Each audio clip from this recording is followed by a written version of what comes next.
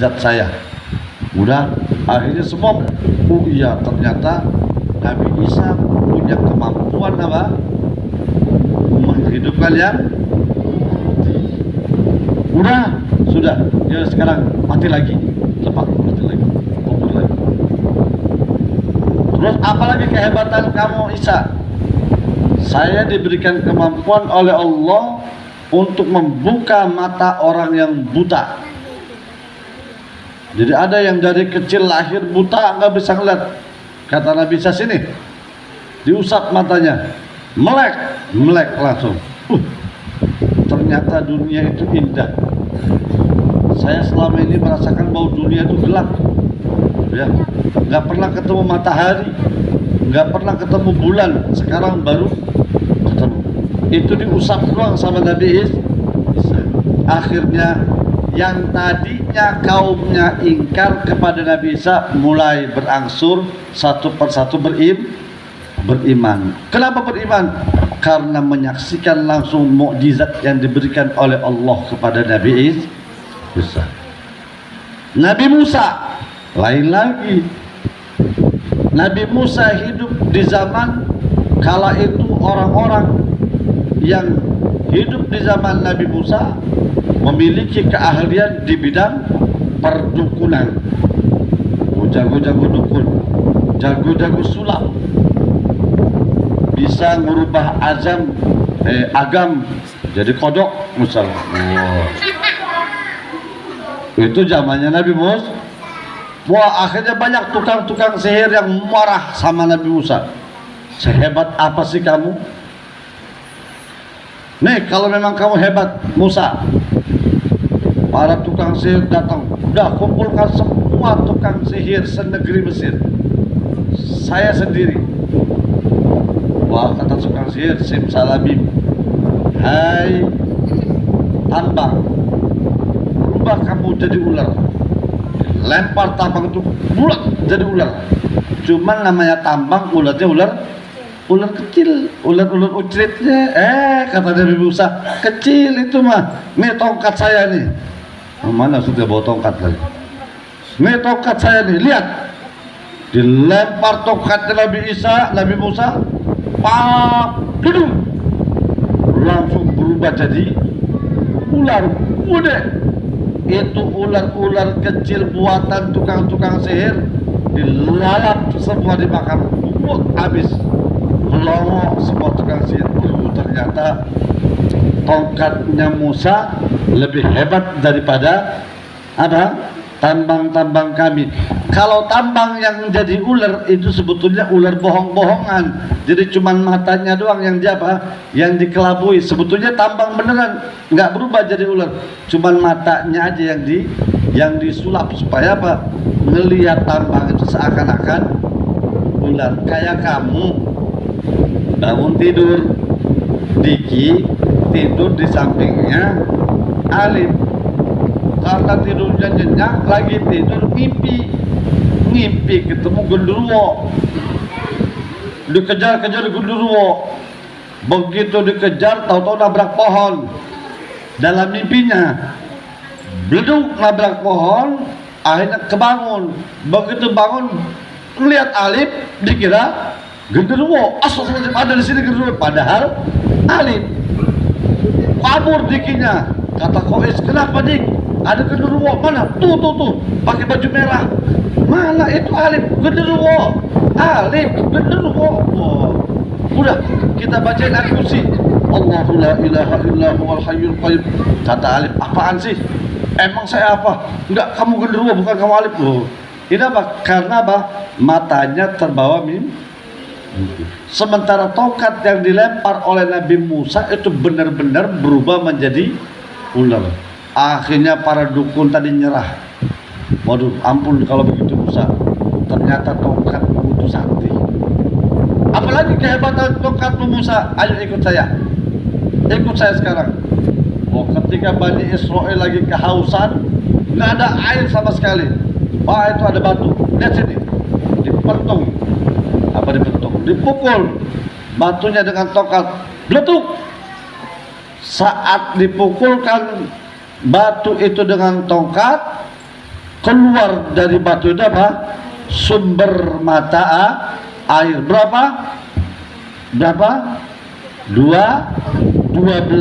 Kata Al-Qur'annya fajarat min husnata asyrata aina, terpancar dari batu yang besar itu 12 mata air, keluar air.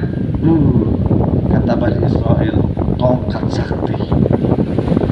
Apalagi Musa, kehebatan tongkatmu itu, ayo ikut saya. Kebetulan waktu itu lagi dikejar-kejar sama Fir'aun. Wah, ini kata Nabi Musa, lihat di depan laut terbentang luas, kalau kita nyebur kelelep, kalau kita mundur mati, digebukin sama Fir'aun dan bala tentaranya. Nih kata Nabi Musa, lihat ini tongkat yang ada di tangan saya, atas izin Allah datang perintah dari Allah. Kata Allah, Musa, itu tongkat yang ada di tanganmu, pukulkan ke laut. Pukulkan ke laut. Saat kau pukul tongkat itu, maka laut itu akan terbelah. Begitu digebuk, budak, terbelah lautnya. Akhirnya apa? Jadi jalan di tengah-tengah. Masuk Nabi Musa dan pengikutnya lewat dari jalan bawah lautnya, naik ke atas. Begitu Nabi Musa naik ke atas, kata Fir'aun, ayo cepetan kita kejar Musa, ikut ngejar. Begitu sampai di tengah-tengah laut, dipukulkan laut tadi ke tongkat, rapat lagi, rapat lagi lautnya, bes. Akhirnya Fir'aun dan para pengikutnya mati tenggelam di laut yang disebut laut merah, kelelep semua, modar di tengah laut. Itu kehebatan tongkat Nabi Musa.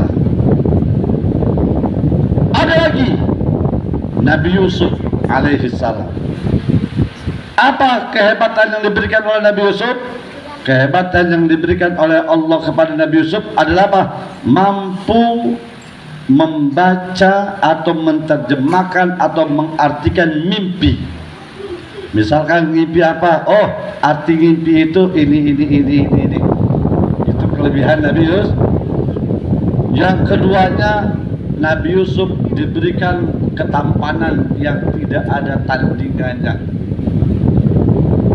Jadi kalau dikumpulkan seluruh manusia di alam semesta ini, dikumpulkan yang ganteng-ganteng dipilih, nggak ada apa-apanya dibandingkan ketampanan Nabi Yusuf alaihi. Saking gantengnya Nabi Yusuf, pernah ada perempuan-perempuan yang penasaran pengen lihat gantengnya Nabi Yusuf. Kamu penasaran? Iya. Nih, kalau pengen lihat gantengnya Yusuf, pegang pisau, pegang apel. Sekarang kamu kupas itu apel. Ngapain? Udah pokoknya kupas aja apel. Begitu lagi ngupas apel, dipanggil Nabi Yusufnya keluar. Yusuf, keluar. Yusuf, keluar. Keluar Nabi Yusuf. Begitu Nabi Yusuf keluar, semua perempuan-perempuan yang lagi ngupas apel melongo semua. Hah? Ini orang apa bukan? Ini orang apa malaikat? Nggak kerasa. Dikirain lagi ngupas apel, tahu-tahu ngupas tangan melongo sambil ngacas. Ya Allah, ini orang ganteng banget. Tahu-tahu tangannya satu putus, tapi nggak kerasa. Kenapa? Saking gantengnya Nabi Yusuf. Coba kalau misalkan di sini, ayo perempuan semua pegang pisau. Oh, ambil mangga, kupas mangga. Ustadz panggil, Kafatir. Oh, mana Kafatir? Ada nggak? Kafatir mana? Ada nggak? Mana? Oh ada.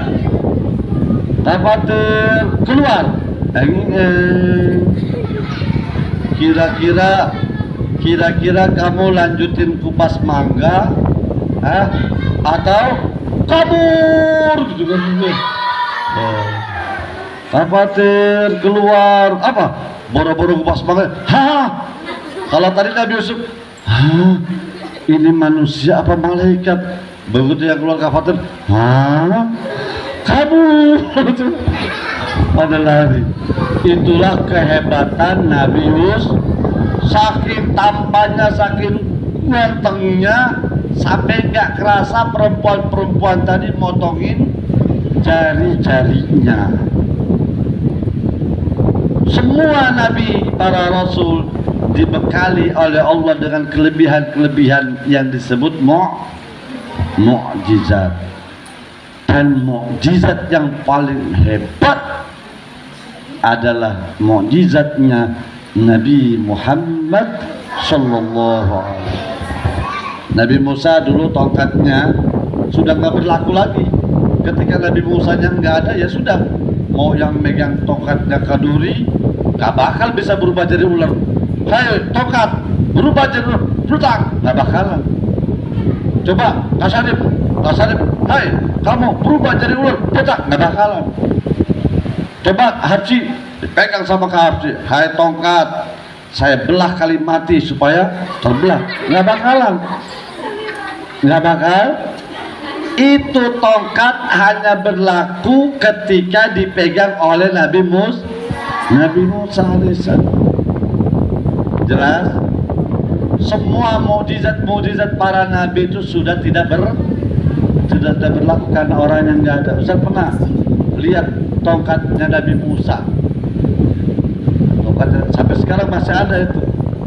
Itu di Turki. Oh, di Turki. Pernah lihat? Oh, seperti ini tongkatnya Nabi Musa. Ada, cuma ditutup. Apa namanya? Dilihatnya dari kaca. Ya, nggak bisa diambil. Ya, kalau diambil saat bawa pulang ke sini buat mentungin yang nakal-nakal, yang susah dibangunin subuh, antum pakai tongkat Nabi Musa, langsung jadi ular.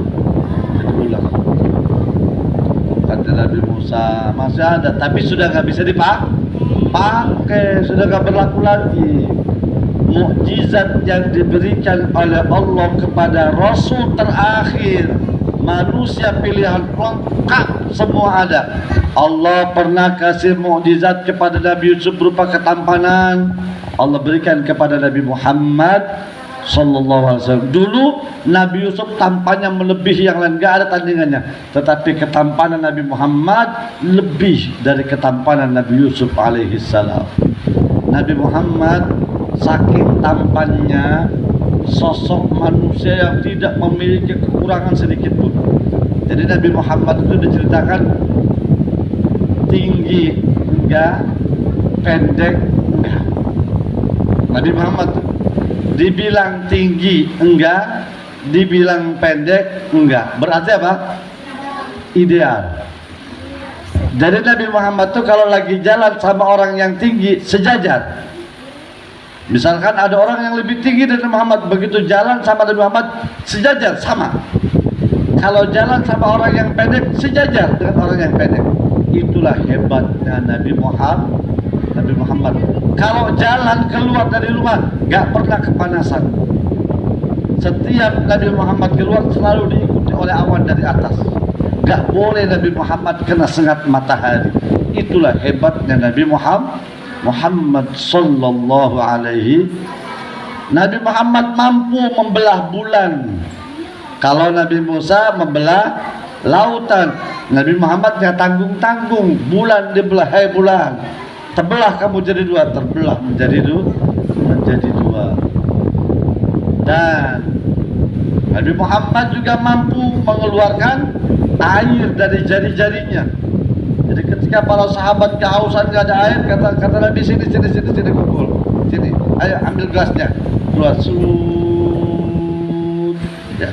Sampai tidak ada satupun di antara sahabat yang kehausan, kenyang dengan air yang keluar dari jari jemari mulianya Nabi Muhammad sallallahu alaihi wasallam. Apalagi keringatnya Nabi Muhammad, wanginya lebih harum daripada minyak kasturi. Makanya kalau Nabi Muhammad jalan mengeluarkan keringat, itu sahabat di belakang berebut nadahin keringatnya Nabi Muhammad, dikumpulin keringatnya, dibawa pulang, disimpan buat dipakai sholat. Coba keringetnya ke Habsyi, siapa yang mau ngumpulin? Ada yang mau ngumpulin? Oh, itu ke Habsyi habis main bola, kejar, ngapain? Kumpulin keringetnya. Oh, ada yang mau? Ustadz upahin. Ayo, siapa yang ngumpulin keringetnya ke Habsyi, disimpan di rumah masing-masing, Ustadz kasih hadiah 50.000. Mau? Mau? Nggak ada yang mau. Itulah Nabi Muhammad. Tapi di antara sekian banyak mukjizat yang Nabi Muhammad diberikan oleh Allah, satu mukjizat yang paling dahsyat melebihi seluruh mukjizat yang pernah Allah berikan kepada utusan-utusannya. Apa itu? Yaitu Al-Qur'anul Karim. Semua mukjizat yang lain sudah tidak ada, tetapi satu mukjizat ini kekal abadi sampai hari kiamat. Maka bersyukur kita jadi umat Nabi Muhammad masih dapat menyaksikan, memegang, membaca, menghafalkan mukjizat terbesar yang pernah Allah berikan kepada utusannya, kepada makhluk yang paling mulia di alam semesta ini, yaitu Nabi kita Muhammad sallallahu alaihi wasallam. Bahkan kehebatannya Al-Quran bukan hanya saat ini di dunia kita rasakan, sampai nanti di hari kiamat. Kata Nabi, Iqra'ul Qur'ana, bacalah olehmu Al-Quran, bacalah olehmu disuruh apa? Suruh baca. Kenapa? Fa innahu, karena sesungguhnya Al-Quran ya'ti, bakal datang Al-Quran. Kapan? Yaumal qiyamati, pada hari kiamat. Untuk apa? Syafi'an li ashabi, yaitu memberi syafaat, memberi pertolongan. Buat siapa? Buat orang-orang yang semasa hidupnya selalu bersama Quran. Ana al-laili wa atrafan nahar, siang malam dia bersama Quran. Pagi-pagi subuh buta, habis salat subuh sudah buka Quran, sudah baca Quran. Siang-siang terik panas, ketika orang sedang terlelap tidur kecapean, dia buka Al-Quran, dia baca Al-Quran. Sore dia baca Al-Quran, bangun tengah malam dia baca Al-Quran. Maka Al-Quran yang kamu baca saat ini nanti di hari kiamat akan datang menemuimu. Untuk apa? Untuk memberikan pertolongan. Alhamdulillah. Ada orang sholatnya kurang, nilai sholatnya kurang, nilainya cuma dapat 6,5 nilai sholatnya, nilai puasanya 6,5, nilai ketaatannya sama orang tua 5,5. Akhirnya kata malaikat, masuk kamu ke neraka. Masuk ke neraka. Begitu mau dilempar ke neraka, baru mau dilempar 1, 2, begitu mau 3, tiba-tiba kata Quran, stop. Suara siapa itu? Stop. Siapa itu? Fardan. Nanti dulu, tunggu dulu, jangan dulu dilempar ke neraka. Kenapa? Ini orang dulu semasa hidupnya rajin baca saya, bahkan dihafalkan saya siang malam, sering setoran. Terus saya mau ajak dia ke surga. Jadi nggak ke neraka? Nggak boleh. Ditarik sama Quran, ayo ikut saya ke surga. Asik, nggak jadi. Dibawa mana? Ke surga. Lihat ada satu lagi sudah, sudah mau dilempar. 1, 2, wah puyeng udah. Puyeng aja. Siapa itu? Qais. Kenapa Qais? subuhnya kesiangan terus, lempar ke neraka. Kata Quran, stop, entar dulu. Gitu-gitu juga dulu, rajin ngajinya, bahkan hafal 30 juz. Terus nggak boleh dia masuk neraka. Ikut saya, ditarik, dibawa ke surga. Alhamdulillah, masuk lagi. Wih, siapa itu? Nafa. Wah, kata malaikat, berat amat yang ini nih. Tadi mah muter-muter kois enteng. Kata malaikat pas nafa, berat amat ini. Ya, mana nafanya? Ada nggak? Oh ada. Wah, ini berat ini. Dulunya waktu di dunia banyak makan ini. Wah, teman. Mau dilempar ke neraka. Buru-buru dijemput sama Tuhan. Malaikat, stop. Apa lagi? Ini apa kan? Iya. Masih segini-gini aja berat badannya. Iya. Kenapa? Nggak boleh dia kau lemparkan ke neraka. Kenapa? Dulu orang ini rajin ngaji subuhnya dibanding kois rajinan ini.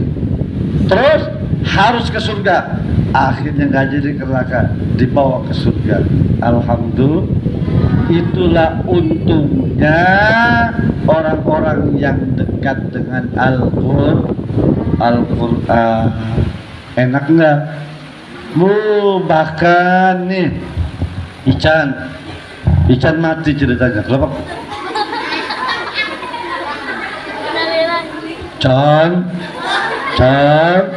Contoh Ican mati, innalillahi wa inna ilaihi raji'un. Dikubur Ican, dia ngeriung, enak aja ngeriung aja kamu. Nah, pas udah dikubur, bangun, pas bangun kaget Ican. Di sampingnya ada sosok makhluk yang sangat indah. Kata Ican, siapa sirah? Karena Ican kan orang Cideng. Ican orang mana? Orang Cideng kan pakainya bahasa siapa sirah? Dijawab sama makhluk yang indah, kita iki Quran sing pengen dibaca nang sirah. Oh, ana apa sirah ning kene? Kita ning kene arep ngebaturi sirah. Enda aja kesepian. Wah, jadilah tempatnya indah. Wah, nyusul. Ican sudah mati, tapi ditemenin sama Al-Quran. Besoknya ada lagi kabar duka, inna lillahi wa inna ilaihi raji'un. Siapa lagi yang meninggal?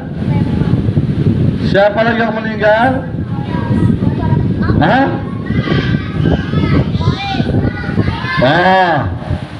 Ternyata yang menyusul setelah Ican yaitu Dimas.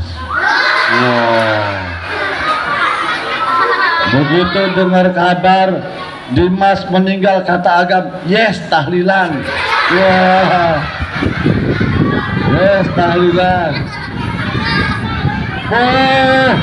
Orang pada sedih, Agam malah senang, yes, tahlilan. Kedengeran sama Dimas, kedengeran. Agam, saya mati bukannya sedih, malah yes, tahlilan lagi. Bangun sebentar, ya, awas kamu Agam, saya cekek nanti malam. Wah, dikubur. Dimas dikubur, semua nangis. Dikubur, kecuali Agam. Agam gak nangis. Agam, kenapa kok kamu gak nangis?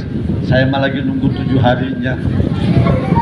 Lagi nunggu 7 harinya, bahkan nyembelih wedus gitu. Begitu dikubur, yang menguburkan semua sudah pada pulang ke rumah. Datang 2 sosok malaikat yang disebut Mungkar. Pernah diceritakan sosok Mungkar Nakir itu sangat menyeramkan. makhluk yang kita nggak pernah lihat seumur kita di dunia. Begitu kita dibangunkan oleh malaikat munkar nakir, tangis tidak, bang, dek, nama Dimas, alamat Cideng, umur 13 tahun, kerjaan tukang main game. Tukang main game, menang, kadang-kadang menang, kadang-kadang kalah. Kata malaikat, parah kamu kalah lagi. Kamu itu malaikatnya sudah megang apa? Megang palu. Itu palunya segede langit. Oh, itu kalau dipantek ke kepalanya Dimas, remek itu. Hai Dimas, dulu kamu sholat, puasa, ngaji, suka bolos, enggak, alhamdulillah, enggak suka bolos. Wah, kata malaikat, ya sudah, kalau yang begitu sekarang tidur lagi kamu. Enggak jadi digepuk, enggak jadi, karena kamu rajin sholat, rajin ngaji, tidur. Baru tiba-tiba kaget, kok kayak ada orang di samping. Karena kalau di kuburan itu pasti sendiri, nggak ada orang di kuburan berdua, tuh nggak ada. Walaupun orang tua kamu sayang, ya, tapi kalau kamu mati orang tua nggak bakal ikut, nggak bakal mau nemenin, sendiri. Kok kayak ada orang di samping. Pas begitu nengok, kaget. Ternyata ada sosok yang indahnya luar biasa. Dimas duduk. Kamu agam? Bukan, saya bukan agam. Oh, pantesan kamu sangat indah dan menawan. Siapa kamu? Saya adalah Quran yang selalu kamu baca saat kamu di dunia. Ada apa gerangan?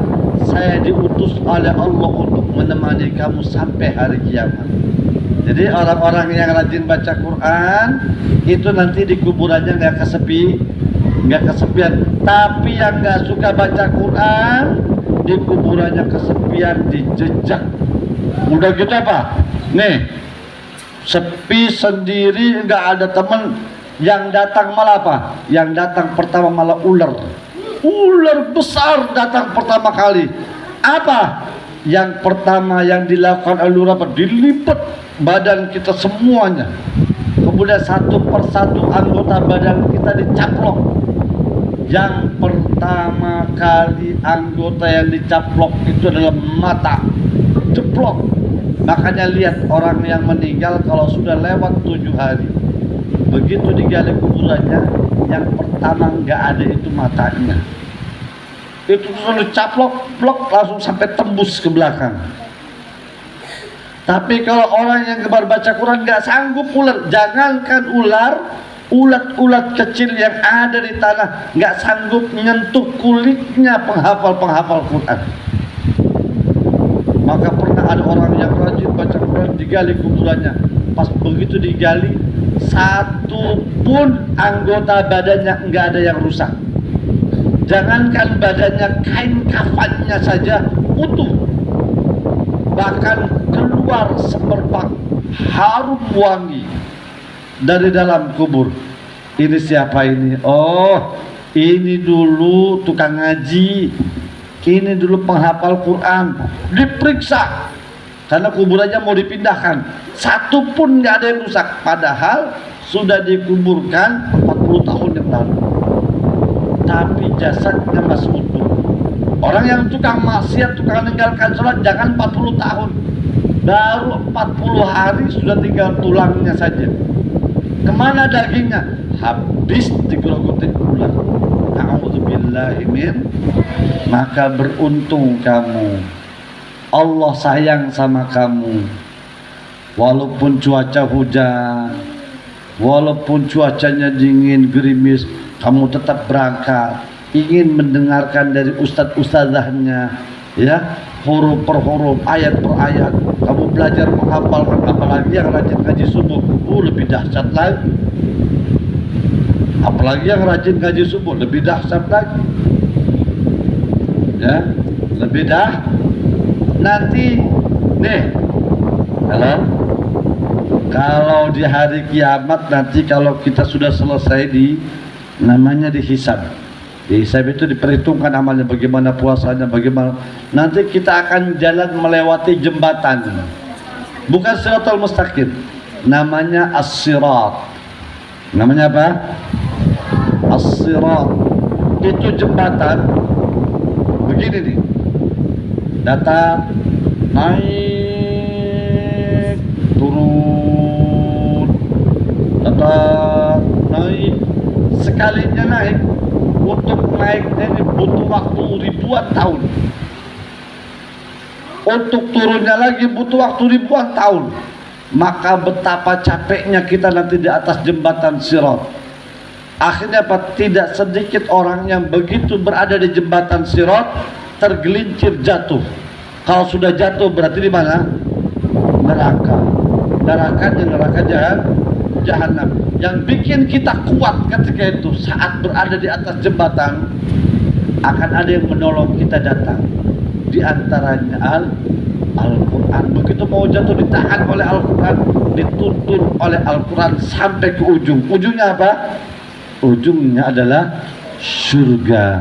Lagi-lagi Al-Quran nanti yang datang menolong kita. Makanya kata Nabi, Iqra'ul Qur'ana, bacalah olehmu Al-Quran, fa innahu, karena sesungguhnya Al-Quran ya'ti, akan datang.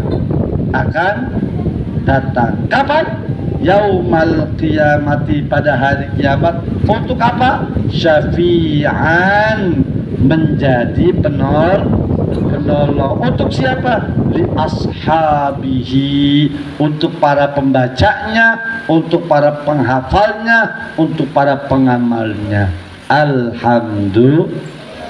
Makanya yuk, sekarang boleh kamu ngerasa capek, lelah, Ustaz capek, atau orang tua kamu mah capek mah pulang sekolah, sekarang capek, biarkan sekarang capek, tapi nanti kamu akan merasakan nikmatnya, lezatnya. Wa mal ladzatu illa ba'da ta'bi. Tidak ada kenikmatan, kelezatan kecuali setelah kepayahan. Berakit-rakit ke hulu, berenang-renang ke tepian, bersakit-sakit dahulu, bersenang-senang kemudian. Masya Allah. Ada yang bisa perhatikan kalau ngaji, ngantuk, capek, belum tidur siang, tapi dia paksa berangkat. Itu capekmu itu nanti bakal diganti oleh Allah dengan apa? Dengan surga. Bukan cuma kamu, bahkan orang tuamu juga ikutan merasakan. Begitu kamu masuk ke surga, ya dilempar ke surga, dilempar makan neraka, dimasuk ke surga. Tunggu, Nopal, ayo ke surga. Celinguk di surga. Kenapa Nopal kamu celinguk? Emak mana emak? Abah mana abah? Udah kamu, enggak, saya nggak mau, saya di surga sendiri. Emak, abah, teteh mana? Oh, teteh lagi main-main di neraka. Hah? Tak mau. Enak aja. Terus saya mau emak, mau abah sama teteh ikut masuk ke surga. Wah, akhirnya kata malaikat Ridwan, malaikat Malik, aura mana aura? Itu lagi direndam, lagi diketokin di neraka. Udah naik. Tuh adiknya manggil, emaknya mana? Oh, emaknya lagi di jalan, masih di jalan, lagi OTW. Udah cepat, di WA emaknya, cepetan. Namanya Nopal, Abahnya Nopal, cepetan. Di mana? Mas jauh. Sherlock. Anda nggak tahu jalan ke surga. Akhirnya ikut masuk ke surga berkat anaknya yang rajin ngaji. Untung nggak orang tuanya. Haura, mana Haura? Kenapa kamu jarang ngaji? Capek, pusing, males, paksa. Oh, Ustadz, ternyata kalau saya masuk surga, orang tua ikutan. Lah, mulai sekarang saya nggak mau bolos ngaji kalau nggak sakit. Saya mau paksa untuk ngaji. Saya mau nanti emak, abah semua masuk ke surga bareng-bareng. Insya Allah. Niat dari sekarang, mantapkan niat dari sekarang. Insya Allah akan lebih semangat lagi ngajinya. Bukan cuma ngaji sore, bahkan ngaji subuh pun tetap semangat. Insya. Pengen semua masuk surga. Pengen semua nanti dikubur ditemenin Quran. Kapan mau ditemeninnya?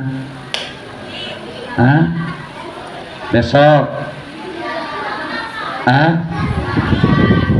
Insya. Subhanallahumma wa bihamdika asyhadu an la ilaha illa anta astaghfiruka wa atubu ilaik. Wa sallallahu ala Muhammad wa alihi wa sahbihi wa sallam. Yang